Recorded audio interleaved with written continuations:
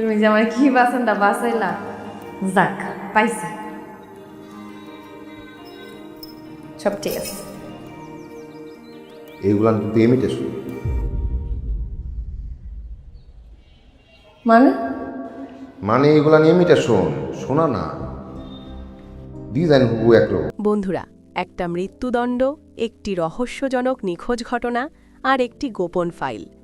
যদি বলা হয় এই তিনটি ঘটনার পেছনে একই মানুষের ছায়া রয়েছে, তাহলে বিষয়টা কতটা ভয়ঙ্কর হতে পারে ভাবুন তো। নাটকের ৩৯ নম্বর পর্বে হয়তো প্রকাশ পেতে চলেছে এমন এক সত্য যা পুরো গল্পকে নতুনভাবে ভাবতে বাধ্য করবে। ৩৮ নম্বর পর্বের বিমানবন্দরের সেই ঘটনার পর থেকেই গল্পের মোড় পুরো বদলে যায়। সামি যখন ফোনে একটি ভিডিও দেখে যেখানে মেহরিনকে বন্দি অবস্থায় দেখানো হয়, তখন সে দেরি না করে সাথে সাথে পুলিশকে খবর দেয়। এরপর শুরু হয় বড় ধরনের তদন্ত।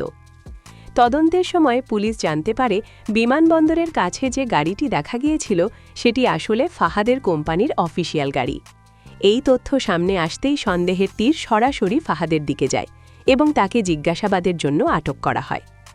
প্রথমে সবাই মনে করেছিল এই পুরো ঘটনার পেছনে ফাহাদই মূল ব্যক্তি, কিন্তু জিজ্ঞাসাবাদের সময় সে এমন কিছু তথ্য দেয় যা সবাইকে অবাক করে দেয়। ফাহাদ জানায় তার কোম্পানির কিছু পরিচালক গোপনে কোটি কোটি টাকা বিদেশে পাচার করছিল, আর আবির সেই বিষয়ের প্রমাণ সংগ্রহ করছিল।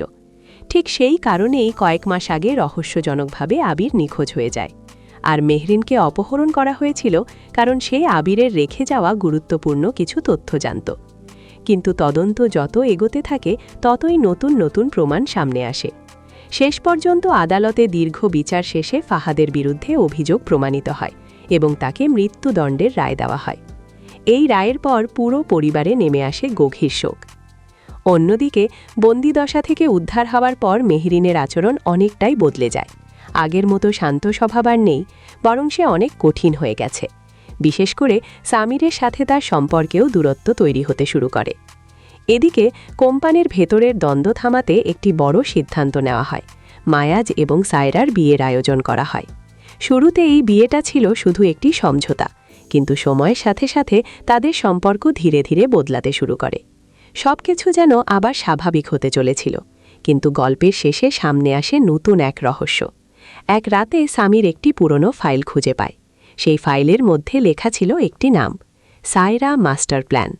এই নামটি দেখেই সামির অবাক হয়ে যায়। তাহলে কি সায়রা সত্যিই নির্দোষ, নাকি পুরো ঘটনার পেছনে সেই ছিল আসল পরিকল্পনাকারী? এখন সবার মনে একটাই প্রশ্ন, ফাহাদের মৃত্যুদণ্ড কি সত্যিই ন্যায় বিচার ছিল, নাকি আসল সত্য এখনও লুকিয়ে আছে? এই সব প্রশ্নের উত্তর পাওয়া যেতে পারে নাটকের সবচেয়ে গুরুত্বপূর্ণ পর্বে, অর্থাৎ ৩৯ নম্বর পর্বে। আর সবচেয়ে বড় বিষয় হল এই পর্বটি হতে যাচ্ছে নাটকের শেষ পর্ব।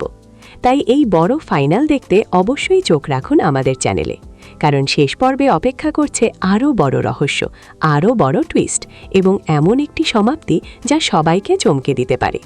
গল্পটি কেমন লাগলো অবশ্যই কমেন্ট করে জানাবেন। সবাই ভালো থাকবেন। আল্লাহ হাফেজ।